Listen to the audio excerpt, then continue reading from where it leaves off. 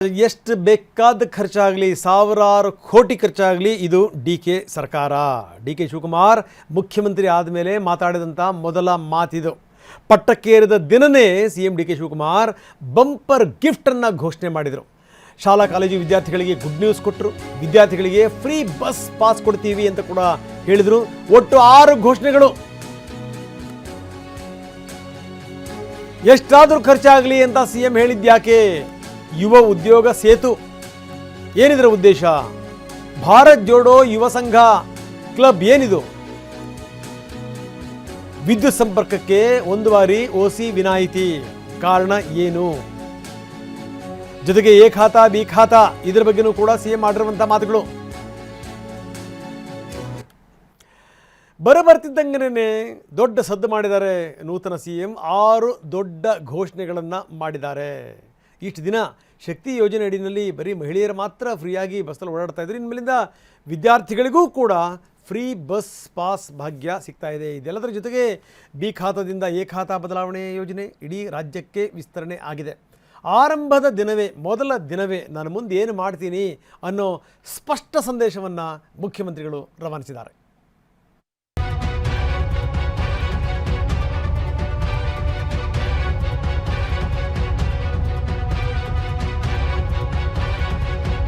ಪಟ್ಟಕ್ಕೇರಿದ ದಿನವೇ CM DKShi bumper gift. 56,000 ಉದ್ಯೋಗ ಕೊಡ್ತೀವಿ ಅಂತ ಅನೌನ್ಸ್ಮೆಂಟ್ ಮಾಡಿದ್ದೀವಿ.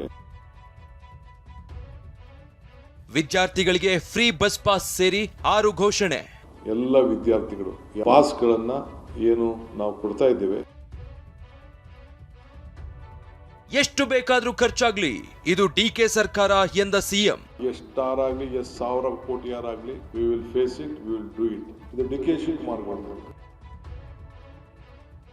ಕರ್ನಾಟಕದ ಮುಖ್ಯಮಂತ್ರಿಯಾಗಿ ಯಾರೇ ಆಗಲಿ ಪ್ರಮಾಣ ವಚನ ಸ್ವೀಕರಿಸಿದ ಮೊದಲ ದಿನವೇ ಬಂಪರ್ ಯೋಜನೆಗಳನ್ನ ಘೋಷಿಸೋದು ನಡೆದುಕೊಂಡು ಬಂದಿದೆ. ಯಡಿಯೂರಪ್ಪ ಆಗಿರಬಹುದು, ಕುಮಾರಸ್ವಾಮಿ ಆಗಿರಬಹುದು, ಸಿದ್ದರಾಮಯ್ಯ ಆಗಿರಬಹುದು, ಅಧಿಕಾರಕ್ಕೇರಿದ ಮೊದಲ ದಿನವೇ ರಾಜ್ಯದ ಜನರಿಗೆ ಗಿಫ್ಟ್ ಕೊಟ್ಟಂತಹ ಸಾಕಷ್ಟು ಉದಾಹರಣೆಗಳಿವೆ. ತಮ್ಮದೇ ಚಾಪು ಹೊತ್ತಲು ಅನೇಕ ನಾಯಕರು ಯೋಜನೆಗಳನ್ನ ಘೋಷಿಸ್ತಾರೆ. ಈ ಸಾಲಿಗೆ ಇದೀಗ ಡಿಕೆ ಶಿವಕುಮಾರ್ ಅವರು ಸೇರ್ಕೊಂಡಿದ್ದಾರೆ. ಸಿಎಂ ಪಟ್ಟಕ್ಕೇರಿದ ಮೊದಲ ದಿನವೇ ನಿನ್ನೆ ಚೊಚ್ಚಲ ಸಂಪುಟ ಸಭೆ ನಡೆಸಿ 6 ಬಂಪರ್ ಯೋಜನೆಗಳನ್ನ ಘೋಷಿಸಿದ್ದಾರೆ.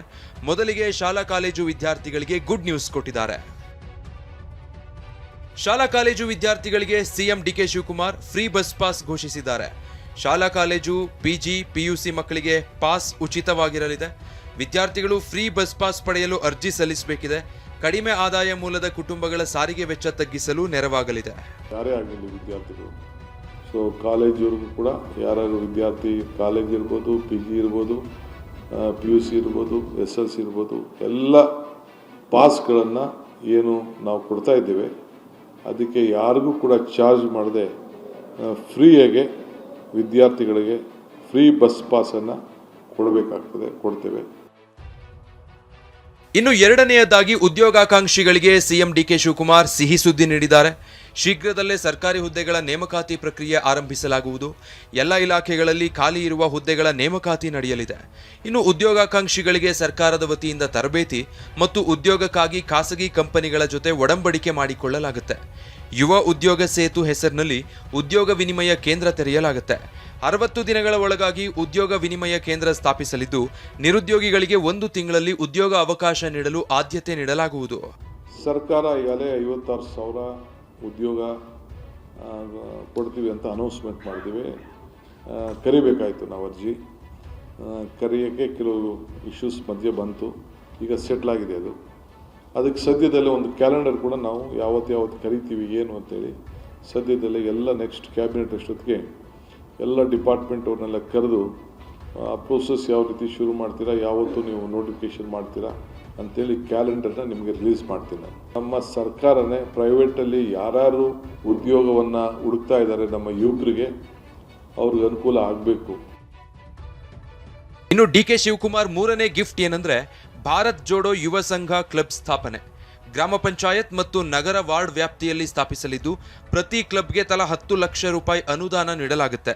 ಇದಕ್ಕಾಗಿ ಒಟ್ಟು 1,000 ಕೋಟಿ ಅನುದಾನ ಮೀಸಲಿಡಲು ನಿರ್ಧರಿಸಲಾಗಿದೆ. ಯುವಜನರಲ್ಲಿ ಕ್ರೀಡಾ, ಸಾಂಸ್ಕೃತಿಕ ಚಟುವಟಿಕೆ, ಭ್ರಾತೃತ್ವ, ವೈಜ್ಞಾನಿಕ ಮನೋಭಾವ, ಸಾಮಾಜಿಕ ಸಾಮರಸ್ಯ, ಸಾಮುದಾಯಿಕ ಮನೋಭಾವ ಉತ್ತೇಜಿಸಲು ಈ ಕ್ಲಬ್ಗಳನ್ನು ಸ್ಥಾಪಿಸಲಾಗ್ತಿದೆ. ಭಾರತ್ ಜೋಡೋ ಯುವಕ ಸಂಘಗಳನ್ನು ರಚನೆ ಮಾಡಬೇಕು ಅಂತೇಳಿ ತೀರ್ಮಾನವನ್ನು ಮಾಡಿದ್ದೇವೆ. ಪ್ರತಿ ಪಂಚಾಯತಿಗೂ ಒಂದೊಂದು ಯುವಕ ಸಂಘ. ಆ ಯುವಕ ಸಂಘದಲ್ಲಿ ಕನಿಷ್ಠ ಒಂದು 150ರಿಂದ 200 ಜನ ಇರ್ತಾರೆ. ಒಂದು ಪಂಚಾಯತಿ ಒಂದು ಸಂಘ. ಮಿಕ್ಕಿದ್ದು ಅರ್ಬನ್ನಲ್ಲಿ ಸುಮಾರು 6,000 ಪಂಚಾಯತಿ ಇದೆ. ಒಂದು 4,000 ಅರ್ಬನ್ಗಳಲ್ಲಿ, ವಾರ್ಡ್ಗಳಲ್ಲಿ ಇದನ್ನು ಸಂಘ. ಸೊ ಆ ಒಂದು ಸಂಘಕ್ಕೆ ಸರ್ಕಾರ 10 ಲಕ್ಷ ರೂಪಾಯಿ ಕೊಡ್ತದೆ. 4ನೇ ಗಿಫ್ಟ್ ಆಗಿ ವಿದ್ಯುತ್ ಸಂಪರ್ಕ ಪಡೆಯಲು 1 ಬಾರಿಯ ಸ್ವಾಧೀನಾನುಭವ ಪ್ರಮಾಣ ಪತ್ರ ವಿನಾಯಿತಿಯನ್ನ ಸಿಎಂ ಡಿಕೆ ಶಿವಕುಮಾರ್ ಘೋಷಿಸಿದ್ದಾರೆ. 2,400 ಚದರ ಅಡಿವರೆಗಿನ ಅಳತೆ ನಿವೇಶನಗಳಲ್ಲಿ ನಿರ್ಮಿಸಲಾಗಿರುವ G+2 ಅಂತಸ್ತಿನ ವಸತಿ ಕಟ್ಟಡಗಳು ಅಥವಾ ಸ್ಕಿಲ್ ಪಾರ್ಕಿಂಗ್ +3 ಮಹಡಿಗಳನ್ನು ಹೊಂದಿರುವ ವಸತಿ ಕಟ್ಟಡಗಳಿಗೆ ವಿದ್ಯುತ್ ಸಂಪರ್ಕಕ್ಕಾಗಿ 31 ಮೇ 2026 ಒಳಗಾಗಿ ಅರ್ಜಿ ಸಲ್ಲಿಸಿದವರಿಗೆ ವಿದ್ಯುತ್ ಸಂಪರ್ಕ ಪಡೆಯಲು 1 ಬಾರಿಯ ಸ್ವಾಧೀನಾನುಭವ ಪ್ರಮಾಣ ಪತ್ರ ವಿನಾಯಿತಿ ಸೌಲಭ್ಯ ದೊರೆಯಲಿದೆ. 2,500 ಅಡಿವರೆಗೂ ಒಂದು 20% ಆಚೆ ಈಚೆ ಇದ್ದರೂ ಕೂಡ 20% ಅದಕ್ಕೆ ಆಚೆ ಈಚೆ ಇದ್ರೂ ಕೂಡ ಸೇರಿಸಿ ಒನ್ ಟೈಮ್ 31ನೇ ತಾರೀಕು ಅಂದರೆ ಹೋದ ತಿಂಗಳು 31ನೇ ತಾರೀಕುವರೆಗೂ ಯಾರ್ಯಾರು ಕಟ್ಟಡಗಳನ್ನು ಕಟ್ಕೊಂಡಿದ್ದಾರೆ, ಅರ್ಜಿ ಹಾಕಿದ್ದಾರೆ, ಆ ದೃಷ್ಟಿಯಿಂದ ಅದನ್ನೆಲ್ಲ ಯಾವ ರೀತಿ ಒಂದು ಸರ್ಕಾರದ ಮಟ್ಟದಿಂದ ಇವತ್ತು ಅವ್ರಿಗೊಂದು ರಿಲೀಫ್ ಕೊಡಬೇಕು ಅಂತ ತೀರ್ಮಾನ ಮಾಡಿದ್ದೇವೆ. ಇನ್ನು 5ನೇ ಉಡುಗೊರೆಯಾಗಿ ರಾಜ್ಯಾದ್ಯಂತ ಮನೆ ಮಾಲೀಕರು ಕಾತರದಿಂದ ಕಾಯ್ತಾ ಇದ್ದ ಘೋಷಣೆಯೊಂದನ್ನ ಸಿಎಂ ಡಿಕೆ ಈಡೇರಿಸಿದ್ದಾರೆ. ಬೆಂಗಳೂರಿಗಷ್ಟೇ ಸೀಮಿತವಾಗಿದ್ದ ಭೂ ಗ್ಯಾರಂಟಿಯನ್ನ ರಾಜ್ಯಕ್ಕೂ ವಿಸ್ತರಿಸಲಾಗಿದೆ. ಆಸ್ತಿಗಳನ್ನ ಬಿ ಖಾತಾದಿಂದ ಎ ಖಾತಾ ಪರಿವರ್ತನೆಗೆ ಅವಕಾಶ ದೊರೆಯಲಿದೆ. ಕಾನೂನು ಮತ್ತು ನಿಯಮಾವಳಿಗಳ ಸರಳೀಕರಣಗೊಳಿಸಲಾಗ್ತಾ ಇದ್ದು ಆಸ್ತಿ ಪತ್ರ ಪಡೆಯೋದು ಸುಗಮವಾಗಲಿದ್ದು ಭೂಮಿಯ ನೈಜ ಮೌಲ್ಯದ ಅರಿವಾಗಲಿದೆ. ಬಿ ಟು ಎ ಖಾತಾ ಅದು ಒಂದು ದೊಡ್ಡ ಸಮಸ್ಯೆ. ಬೆಂಗಳೂರು ನಗರದಲ್ಲಿ ಒಂದು ದೊಡ್ಡ ಆಂದೋಲನ ನಡೆಸ್ತಾ ಇದ್ದೀನಿ. ಇನ್ನು ಇದೇ ಟೈಮು ಇದು ಇಡೀ ರಾಜ್ಯಕ್ಕೆ ವಿಸ್ತರಿಸಬೇಕು ಅಂತ ತೀರ್ಮಾನ ಮಾಡಿದ್ದೇವೆ. ಪಂಚಾಯತಿ ಇರ್ಬೋದು, ಮುನ್ಸಿಪಾಲಿಟಿ ಇರ್ಬೋದು, ಕಾರ್ಪೊರೇಷನ್ ಇರ್ಬೋದು, ಇಡೀ ರಾಜ್ಯಕ್ಕೆ. ಬೆಂಗಳೂರಿಗೆ ಹೊಸ ರೂಪ ಕೊಡೋದಾಗಿ ಹೇಳಿರುವ ಸಿಎಂ ಡಿಕೆ ಶಿವಕುಮಾರ್ ತಮ್ಮ 6ನೇ ಗಿಫ್ಟ್ನಲ್ಲಿ ಬೆಂಗಳೂರು ರಸ್ತೆಗಳ ಸಮಗ್ರ ಅಭಿವೃದ್ಧಿಗೆ ಪಣ ತೊಟ್ಟಿದ್ದಾರೆ. ಜಿಬಿಎ ವ್ಯಾಪ್ತಿಯಲ್ಲಿ ರಸ್ತೆಗಳ ಅಭಿವೃದ್ಧಿಗೆ ಆದ್ಯತೆ ನೀಡಲಾಗ್ತಿದ್ದು 2,000 ಕೋಟಿ ರೂಪಾಯಿ ವೆಚ್ಚದಲ್ಲಿ ರಸ್ತೆಗಳ ಅಭಿವೃದ್ಧಿ ನಿರ್ಧಾರ ಪ್ರಕಟಿಸಿದ್ದಾರೆ. ಈ ಜಿಬಿಎ ಬಿಡಿಎ ವ್ಯಾಪ್ತಿಯಲ್ಲಿ ಎಲ್ಲ ರಸ್ತೆಗಳು ಕೂಡ 2,000 ಕೋಟಿ ರೂಪಾಯಿ ಸುಮಾರು ಎಷ್ಟು ಕ್ಷೇತ್ರ ಇದೆ ತಮ್ಗೆ ಗೊತ್ತಿದೆ, ಎಷ್ಟು ವ್ಯಾಪ್ತಿ ಗೊತ್ತಿದೆ ತಮಗೆಲ್ಲ. ಸೊ ಬಿಡಿಎ ಏರಿಯಾನು ಸೇರಿ ಜಿಬಿಎ ಏರಿಯಾನು ಸೇರಿ 2,000 ಕೋಟಿ ರೂಪಾಯಿನ ಬರೀ ರೋಡ್ಸ್ಗೆ ಇನ್ವೆಸ್ಟ್ಮೆಂಟ್ ಮಾಡಿ ಇನ್ನೊಂದು 3-4 ತಿಂಗಳಲ್ಲೇ ಅದಕ್ಕೆ ಮಾಡಬೇಕು ಅಂತೇಳಿ ಒಂದು ಡಿಸಿಷನ್ನ ನಾವು ತೆಗೆದುಕೊಂಡಿದ್ದೇವೆ. ಇನ್ನು ಎಷ್ಟು ಬೇಕಾದರೂ ಖರ್ಚಾಗ್ಲಿ ಇದು ಡಿಕೆ ಸರ್ಕಾರ ಅಂತ ಮುಖ್ಯಮಂತ್ರಿ ಹೇಳಿದ್ದಾರೆ. ನಾನು ಎಷ್ಟಾರಾಗಲಿ, ಎಷ್ಟು 1,000 ಕೋಟಿ ಯಾರಾಗಲಿ, we will face it, we will do it.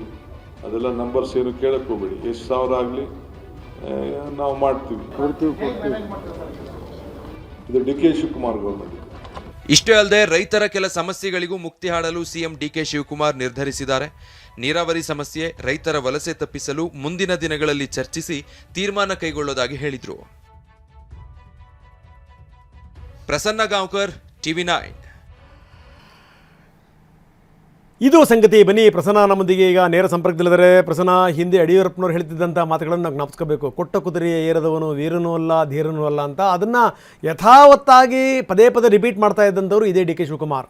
ಕೊಟ್ಟ ಕುದುರೆಯ ಏರದವನು ವೀರನೂ ಅಲ್ಲ ಧೀರನೂ ಅಲ್ಲ ಅನ್ನುವಂಥ ಮಾತು. ಈಗ ಕುದುರೆ ಸಿಕ್ಕಿದೆ, ಕುದುರೆ ಮೇಲೆ ಈಗ ವೀರ ಕೂತಾಗಿದೆ. ಇನ್ನು ತಮ್ಮ ಧೀರತನ ಏನು ಅನ್ನೋದನ್ನು ಖಂಡಿತವಾಗಲೂ ತೋರಿಸ್ಬೇಕು. ಯಾಕೋ ನಿನ್ನೆ ಬಂದಾಗಿನಿಂದಲೇ ಅವ್ರು ಆ್ಯಕ್ಟಿವ್ ಆಗಿರೋಂಥ ರೀತಿ ನೋಡಿದ್ರೆ ಛಾಪು ಒತ್ತುವಂಥದ್ದು ನಿಶ್ಚಿತ ಅನ್ನುವಂಥದ್ದು ತುಂಬ ಸ್ಪಷ್ಟವಾಗಿ ಕಾಣ್ತಾ ಇದೆ. ಏನಂತೀರಿ? ಹೌದು ರಂಗನಾಥ್, ಕೊಟ್ಟ ಕುದುರೆಯನ್ನ ಏರಿ ಎಷ್ಟು ಯುದ್ಧವನ್ನ ಸಮರ್ಥವಾಗಿ ಗೆಲ್ತಾನೆ ಅನ್ನುವಂಥದ್ದು ಬಹಳ ಮುಖ್ಯ ಆಗುತ್ತೆ. ಡಿ.ಕೆ. ಶಿವಕುಮಾರ್ ಈ ನಿಟ್ಟಿನಲ್ಲಿ ಒಂದು ಸ್ಟೆಪ್ ಅನ್ನಂತೂ ಖಂಡಿತವಾಗಿ ಇಟ್ಟಿದ್ದಾರೆ. ನಿನ್ನೆ ಅವರು ಚೊಚ್ಚಲ ಸಚಿವ ಸಂಪುಟ ಸಭೆಯನ್ನ ನಡೆಸಿದಾಗ ಬಹಳಷ್ಟು ನಿರೀಕ್ಷೆಗಳಿತ್ತು. ಏನಾದರೂ ಘೋಷಣೆಗಳನ್ನ ಮಾಡಬಹುದು. ಕಳೆದ 16 ವರ್ಷಗಳಿಂದ ಅವರು ಮುಖ್ಯಮಂತ್ರಿ ಸ್ಥಾನಕ್ಕೆ ಕೂರೋದಕ್ಕೆ ಬಹಳ ಆಸೆ ಪಟ್ಟಿದ್ದಾರೆ, ಬಹಳ ಕಷ್ಟಪಟ್ಟಿದ್ದಾರೆ. ಈ ನಿಟ್ಟಿನಲ್ಲಿ ಜನರಿಗೆ ಅನುಕೂಲ ಆಗುವಂತ ನಿಟ್ಟಿನಲ್ಲಿ ಏನಾದರೂ ಯೋಜನೆಗಳನ್ನ ಘೋಷಣೆ ಮಾಡಬಹುದು ಅಂತ ಹೇಳಿ ಅದಕ್ಕೆ ತಕ್ಕನ ಹಾಗೆ ಸುಮಾರು 6 ಘೋಷಣೆಗಳನ್ನ ನಿನ್ನೆ ಸಚಿವ ಸಂಪುಟದಲ್ಲಿ ನಿರ್ಧಾರವನ್ನ ತೆಗೆದುಕೊಂಡು ಡಿ.ಕೆ. ಶಿವಕುಮಾರ್ ಅವರು ಘೋಷಣೆ ಮಾಡಿದ್ದಾರೆ.